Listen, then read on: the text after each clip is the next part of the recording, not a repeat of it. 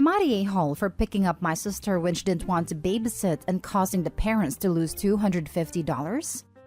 My female 20 younger sister, female 15, came to visit our city for a few weeks as part of her summer vacation. She split her time between my place and my aunt's, female 30, place. My aunt has 2 toddlers and is currently on maternity leave. While my sister was at my aunt's, she spent most of her time babysitting unpaid, while my aunt went out to see friends, get her nails done, dates with husband, etc. Every single day she was there. She was babysitting for between 4 to 8 hours a day. There was one day where my aunt was gone all day. She came home briefly and went back out again for the evening, leaving my sister with the kids literally all day. A few days ago, I asked my sister if she wanted to come to Dave & Buster's with me and some friends. She tells me she really wants to but can't because she's babysitting again. I told her that she's allowed to decline. She was a bit scared to say no, but yesterday she told my aunt that she can't babysit on Friday, today. My aunt says, "Too bad. They have a dinner reservation at an expensive restaurant and will lose the deposit, $250, if they don't show up." My sister told my aunt that she was exhausted from babysitting, but my aunt basically said, "Sorry, but she has to stay and watch the kids."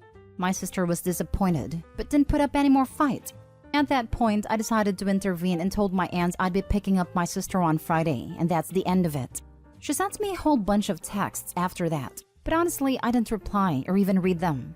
I show up to pick up my sister and my aunt comes out to my car yelling at me. She says it's not my business what my sister does, and she's staying.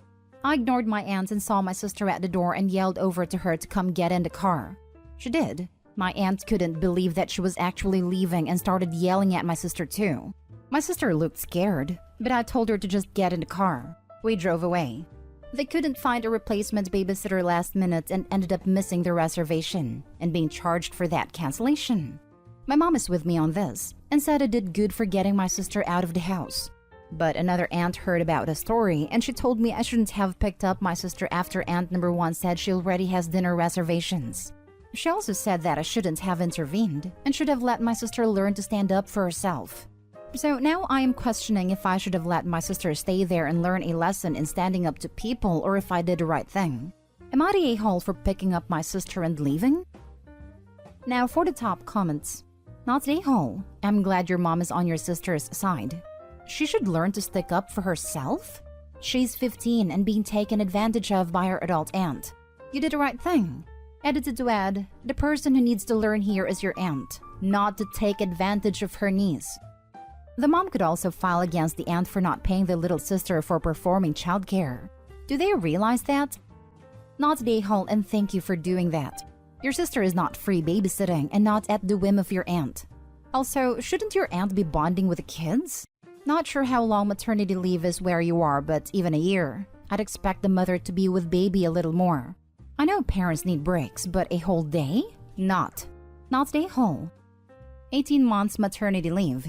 I don't have kids, so maybe I don't know how hard it is. But I was starting to feel like the babysitting was excessive, especially since my aunt has been off work for almost a year already and gets lots of help from her in-laws with the kids. I just didn't think it's my 15-year-old sister's responsibility for helping my aunt so much on her summer break. Not the a-hole, but why was your mother allowing this to happen? Not the a-hole. Yes, of course your 15-year-old sister needs to learn how to stand up for herself. All 15-year-olds do. And you know how they learn that? By having an adult, like yourself, model how to set boundaries and not let them be taken advantage of. She needed you to do this, so next time she can do it herself. I'm glad your mom is on your side and your sister's side. You did good. You're a great big sister. Your aunt sucks and is cheap AF. If she can't afford a $250 deposit for a reservation, she can sure as heck afford to pay a babysitter. Next story is titled, Am I the a-hole for telling my mother-in-law why I'm filing for full custody? My 28 female ex-boyfriend Mark, 30 male, has a girlfriend Janet, 32 female. Janet isn't a very family-oriented person and hates kids, which is ironic because me and Mark have a daughter, Cora. Recently, a situation came up where Janet tried to punish Cora by locking her out the house. We all lived around forests, so anything could have happened to her. Cora called me and I ended up picking her up and calling Mark because Janet wasn't answering the door. I called Mark and told him what happened, and he told me to at least listen to Janet's side of the story. I told him I didn't care about her side because there's no behavior that could allow an adult to lock a 12-year-old out the house. It's honestly appalling to me. I ended finding out the full story and my mind still didn't change about how I felt. I talked to my daughter about how she would feel if I were to file for full custody, and she said she didn't care as long as she wasn't around Janet. I told Mark that I was filing for full, and he told his mom and she started texting me on Facebook super angry. Apparently, Mark and Janet told a different story than what actually happened and excluded the locking out the house part to make me and Cora look bad. So I ended up telling Mark's mom, and she apologized. And from what I was told, she told Mark that he was a horrible father and wouldn't talk to him if he decided to continue the relationship between him and Janet. Mark is now saying that I'm a bad person and a bad mom. My sister thinks that I went too far and the situation could have been talked about. Now for the top comments. Not the whole. She locked your child out of the house. That is not appropriate at all, but especially not as a punishment. Janet did something that endangered your child, and she knew it was unreasonable, which is why she and Mark are lying to everyone. Good for you for protecting your kid, and your daughter's grandmother is a good one. Also, Opie needs to file for emergency protective custody until the hearing for full custody so the child doesn't have to go back.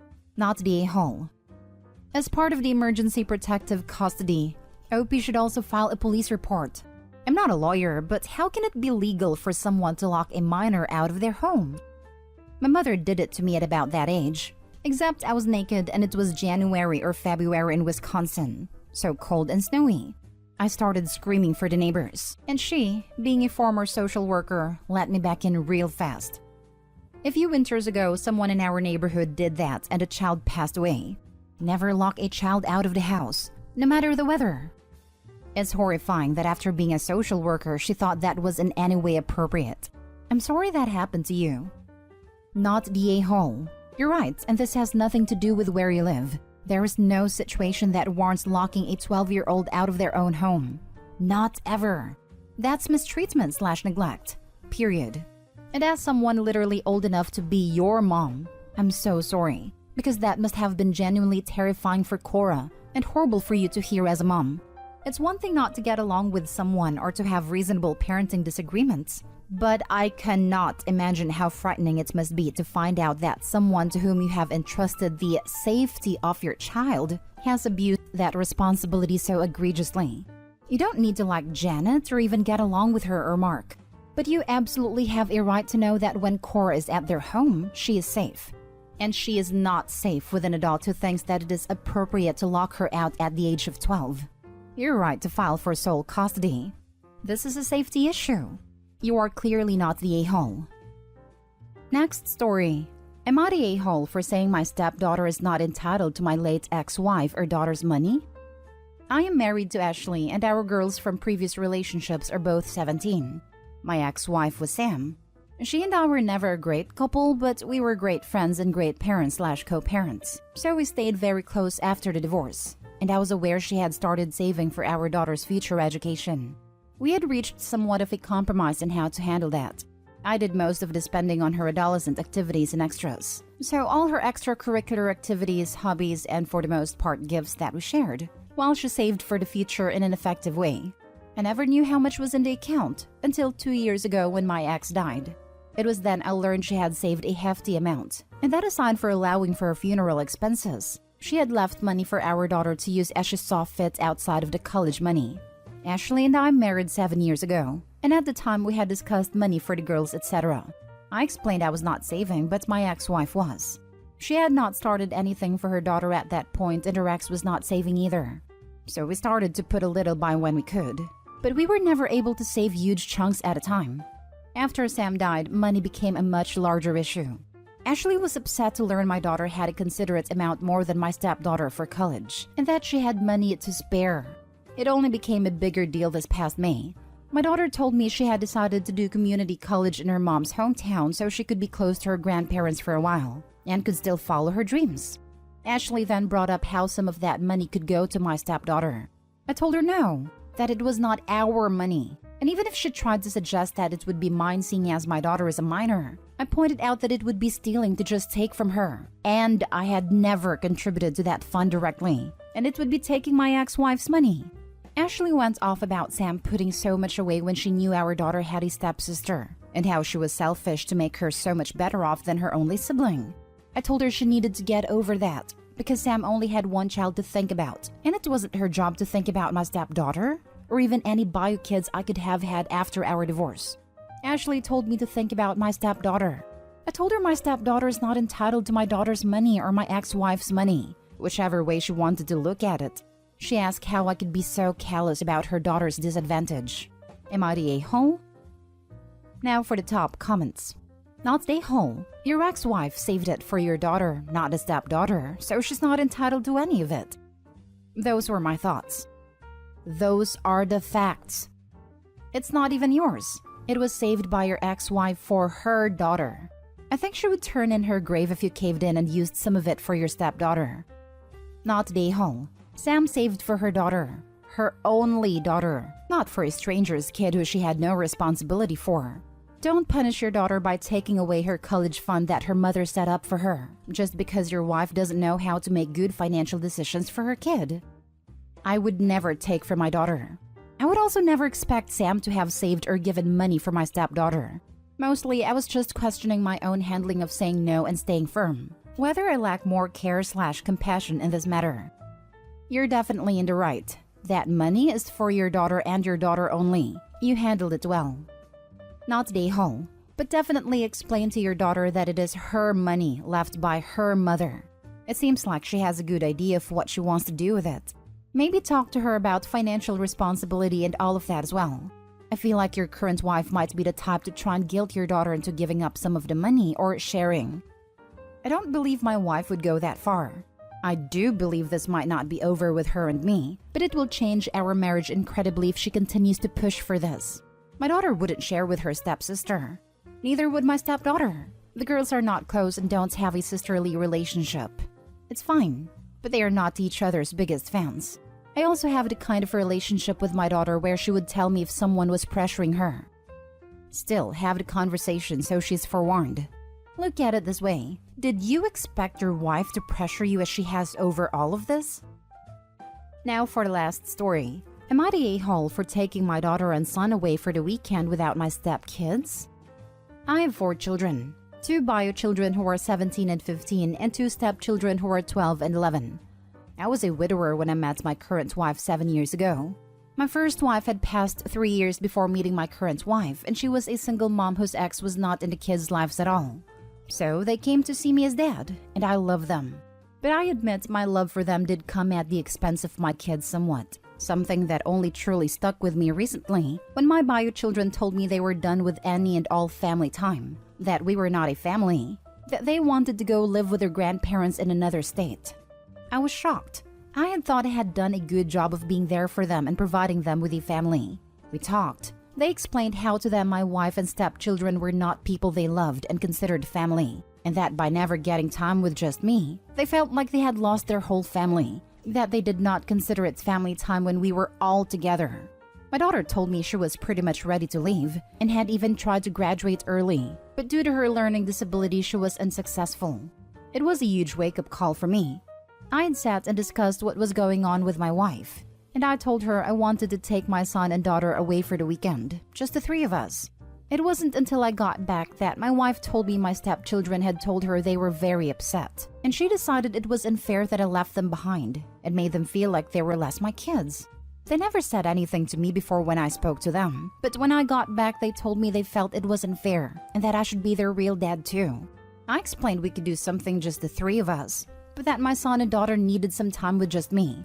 I am making much more of an effort to make my bio kids feel like they have not lost me and that they can be honest and open with me. My wife wanted to do something with my bios while I spent time with my stepkids since we got back. My bio kids weren't interested, which turned into my wife being very upset and telling me again that I did a wrong thing taking my bios for the weekend but not my stepchildren. She said I showed my kids that she and my stepkids, are not family. I told her I could not change their feelings after the damage I did, but that maybe in time if they feel like they haven't lost me, they could have a better relationship with them as well. But I told her firmly I did what I needed to do for my relationship with my older 2 children.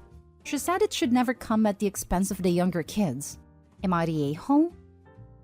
Not the a-hole, but your wife certainly is.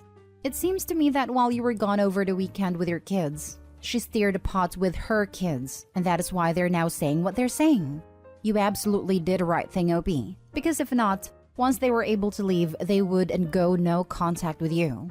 Let her know that the way her kids feel about one weekend is what your children have been feeling for the last 7 years. You did good stepping up for your stepkids, but it was the cost of your relationship with your kids and you're fixing that now. Also, she can't force time with your kids because currently they feel spiteful towards her. Because in their minds, she stole you/your time from them in favor of a new family with her, and they're not wrong. Stay firm with your wife and advise therapy/counseling for everyone involved, either group and solo. Keep listening to your kids' feelings and make sure they feel heard. Agree, your wife is the a-hole. She started the drama while you were gone, and if she ever wants a relationship with your kids, she needs to understand how they are feeling and not be offended when they don't want to spend time with her. Maybe as things improve and you give it some time, they may come around, but forcing them to do anything with her will just make it worse. I'm glad you refocused on your kids and you shouldn't let her deter you.